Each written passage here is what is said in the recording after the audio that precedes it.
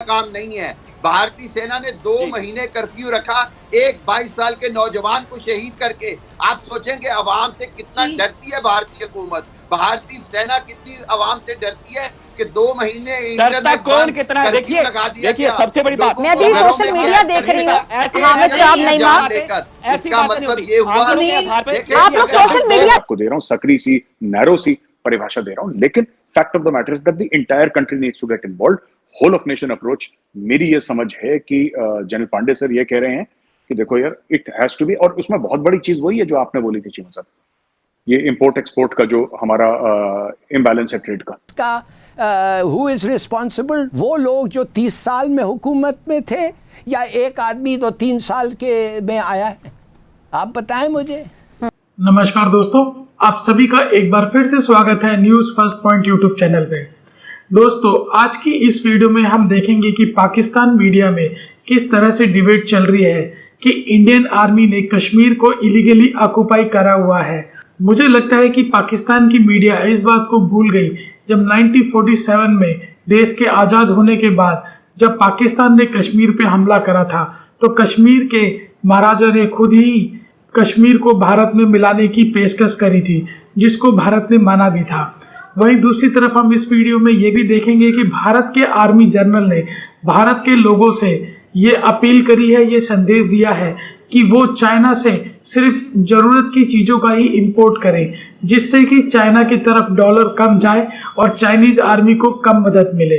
तो चलिए दोस्तों, चलते हैं आज की वीडियो की तरफ और देखते हैं पाकिस्तान मीडिया ने और क्या कहा। थैंक यू वेरी मच दोस्तों। नहीं, इतनी ज्यादा किस जनरल की जुबान हुक्मरान बोल रहे हैं, जिद्दोजहद थी, इतनी बड़ी जिद्दोजहद थी कि 2 महीने आपको कर्फ्यू रखना पड़ा। वजह ये क्योंकि भारतीय सेना ये जानती थी कि उसके बस का काम नहीं है। भारतीय सेना ने 2 महीने कर्फ्यू रखा, एक 22 साल के नौजवान को शहीद करके। आप सोचेंगे अवाम से कितना डरती है भारतीय हुकूमत, भारतीय सेना कितनी अवाम से डरती है कि 2 महीने इंटरनेट कौन कितना है। देखिए सबसे बड़ी बात, मैं भी सोशल मीडिया देख रही हूँ, हामिद साहब नहीं इसका मतलब ये हुआ आप लोग सोशल मीडिया देख रहे हैं, आप लोग ट्विटर देख रहे हैं। की आवाम, अगर कश्मीर की आवाम जो है वो इंडिया के साथ होती तो भारत को ये कुछ करना पड़ता। आप सोचे तो सही, कैसी बात कर रहे हैं सुनील आप। इसी सूरत भी इस बात को आप नहीं कर सकते। मोदी जब तक कश्मीर को आजादी नहीं देगा, कश्मीर आजाद नहीं करेगा, जवाब दूंगा। अच्छा मेरी बात सुनो, एक मिनट नहीं माँ। अच्छा हामिद एक मिनट, हामिद मुझे समझ नहीं आ रही होगी। हामिद साहब एक मिनट, नहीं माँ कुछ कहना चाहती। नहीं माँ मेरी बात सुने एक मिनट।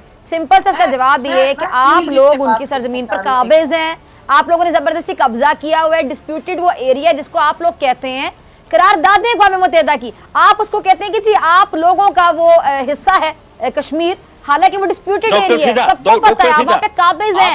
आप लोगों ने लाखों की तादाद में वहाँ पे सेना भेजी हुई है जो बंदूक के जोर पे, पैलेट गन के जोर पे कश्मीर पे कब्जा करना चाहते हैं, कश्मीरियों पे कब्जा करना चाहते हैं। और जब वो अपने लिए लड़ते हैं, अपने कश्मीर के लिए लड़ते हैं, जो उनकी जगह है जहाँ पे वो खुली फजा में सांस नहीं ले सकते, तो आतंकवादी किस मुंह से कह देते हैं आप लोगों ने? आतंकवादी तो आप लोग हैं। सुनील, आप लॉर्ड माउंटबेटन पे खड़े हैं, मैं आपके नेहरू की बात कर रहा हूँ, मैं अक़वाम मुत्तहिदा की बात कर रहा हूँ, मैं इंदिरा गांधी की बात कर रहा हूँ, मैं वाजपेयी की बात कर रहा हूँ। इन सब ने वादा किया कि कश्मीरियों को उनका हक खुद इरादी देंगे। नेहरू ने झूठा वादा हो गया ना, जो पूरा ही नहीं हो सका बाद में। मुसलमानों की बात करने पर आपने कत्ल कर दिया। नहीं मैं कुछ कहना चाहती हूँ। आशीर्वाद नेहरू की बात, जो भी हुकूमत रही है पाकिस्तान में, कहा 25 जुलाई को इलेक्शन होने वाले ना, पाकिस्तान ने झंडा बना दिया। कश्मीर की बात जो है आप लोगों के लिए, आप किसी और को भी बात करने का मौका देंगे या आप ही बोले जाएंगे? नहीं, मैं सुनील जी, मैं आपसे बात कहना जी मैं आपसे कहना चाह रही हूँ सुनील जी। देखिए, एक तो अगर आप नरेटिव कोई जो आपको पढ़ाया जा रहा है थ्रू मीडिया या गवर्नमेंट की तरफ से, वो तो सही बात है कि आपको उस नरेटिव पे चलना चाहिए, लेकिन आपको ये हकीकत भी एक्सेप्ट करनी चाहिए। मैं उसके साथ आपको रोकना चाहूंगा, 1 मिनट के लिए रोकना चाहूंगा, क्योंकि आपने जो बात कही है प्लीज, वो मेरे जहन में रोज मैं उसी बात पे आता हूँ।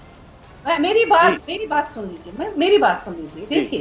देखिए आपका नरेटिव अपनी जगह, लेकिन मैं ये कहना चाह रही हूँ कि आप इस चीज को एक्सेप्ट करें। जो कश्मीर है, जो जम्मू कश्मीर का मसला है, 47 से लेके ऑनवर्ड्स तक आज तक वो मसला डिस्प्यूट है मेरे भाई। उस मसले पे कई सारी करारदादें भी आई, बाहमी मुज़ाकरात भी हुए। अभी रिसेंटली आपने देखा होगा कि जब लास्ट में जनरल मुशर्रफ आए थे और आगरा समिट हुआ था, वो इसलिए वहां पे आए थे इसलिए कि दोनों मुल्क चाह रहे थे कि हमारे बीच में जम्मू कश्मीर का मसला है जिसको हमें पुरअमन तरीके से हल करना है। लेकिन आप लोगों ने अब क्या किया, आप लोगों ने 5 अगस्त 2019 को इस मसले को जाहिर करने के लिए आपने जो इसको यूनियन टेरिटरी बनाया और 370 ये कह कि अब हम पूरा मुकम्मल इंटीग्रेशन चाहते हैं, वो आपका प्रोजेक्ट जो था वो फेल हो गया। इसलिए ये बुरहान वानी को आप छोड़े, बुरहान वानी तो 2016 से तो इंडिया ऑलरेडी बात कर रही है जैसे कि ग्रीन टेक्नोलॉजीज के ऊपर या ऑटोमोबाइल मैन्युफैक्चरिंग के ऊपर, एयरक्राफ्ट मैन्युफैक्चरिंग के ऊपर। इसमें टाइम लगेगा। क्या हम नियर फ्यूचर में क्या हम चाइना को मैन्युफैक्चरिंग में मात दे देंगे? बिल्कुल भी नहीं।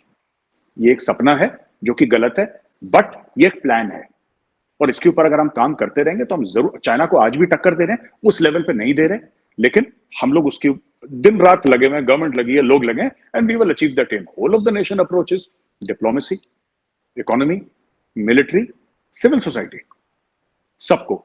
बेसिकली मेरा क्या, मैं जो जाती तौर पे मैं समझता हूं चीमा साहब, मैं ये समझता हूं कि ऐसा है कि लड़ाई लड़ना सिर्फ फौज की जिम्मेदारी नहीं होती। लड़ाई लड़ना सिर्फ फौज की जिम्मेदारी नहीं है। लड़ाई जब होती है तो फिर पूरे मुल्क की होती है, क्योंकि वो जो फौजी लड़ रहा है सरहद पे सर, उसका कुछ पर्सनल मामला थोड़ा ना चाइना के साथ, वो तो उसको जानता भी नहीं। जो चाइना की सरहद के पार जो चीनी फौजी खड़ा है, the Indian army soldier does not know him and the Chinese army soldier does not know the Indian army soldier. तो उनमें फड्डा क्या है, फिर लड़ाई क्या है? होल ऑफ नेशन अप्रोच, इसके बड़े वाइड मीनिंग टर्म्स हैं। मैं तो बड़े एक बड़ी छोटी परिभाषा आपको दे रहा हूँ, सकरी सी, नैरो सी परिभाषा दे रहा हूँ, लेकिन fact of the matter is that the entire country needs to get involved. Whole of nation approach, मेरी ये समझ है कि जनरल पांडे सर ये कह रहे हैं कि देखो यार, इट हैज टू बी, और उसमें बहुत बड़ी चीज वही है जो आपने बोली थी चीमा साहब, ये इंपोर्ट एक्सपोर्ट का जो हमारा इम्बैलेंस है ट्रेड का। तो क्या हम, मेरे ख्याल में हम लोग समझते नहीं है कि किस किस्म की सिचुएशन हम इस वक्त फेस कर रहे हैं, कौन इसका हु इज रिस्पॉन्सिबल। वो लोग जो 30 साल में हुकूमत में थे या एक आदमी तो 3 साल के में आया है, आप बताएं मुझे। और वो भी 3 साल जिसमें कोविड भी था। डिमांड्स हैं बीबी। हिलाली साहब, और बिल्कुल ठीक समीना, बट ये तो आप एक ये हिलाली साहब आप जो फरमा रहे थे ना कि इन्होंने अलग रखे हुए थे, वो उन्होंने भी अलग कोई नहीं रखे हुए थे, वो भी तरक्याती फंड से निकाल के उधर डाल रहे थे और वैसे कह रहे थे कि जी हमने अलग रखे हुए हैं। वो भी जो है ना चीज सामने आ गई है। लेकिन शौकत तरीन साहब ने खैर इसका वो एक्सप्लेनेशन दिया हुआ है ट्विटर पे काफी डिटेल में। बात ये है कि मुल्की हालात हैं ही बड़े खराब, उस वक्त भी खराब थे, अब भी। उस वक्त भी ये सियासी उसको एजेंडा बना रहे थे और सियासी बयानियां बना रहे थे, अब भी ये सियासी बयानियां बना रहे हैं। हालांकि ज़रूरत इस वक्त इस बात की है कि हुकूमत और अपोजिशन दोनों मिलके, जैसे कि अपोजिशन लीडर के तौर पे सबसे पहली तकरीर में मियां शहबाज शरीफ ने कहा था कि आए हम इस पे बैठ के इकट्ठे माशी जो है डील करें। इन्हें अब भी चाहिए था कि अपोजिशन को इसकी दावत देते और उस पे कहते कि जनाब ये मुश्किल हालात हैं, आए हम इसको मिल के ठीक करते हैं।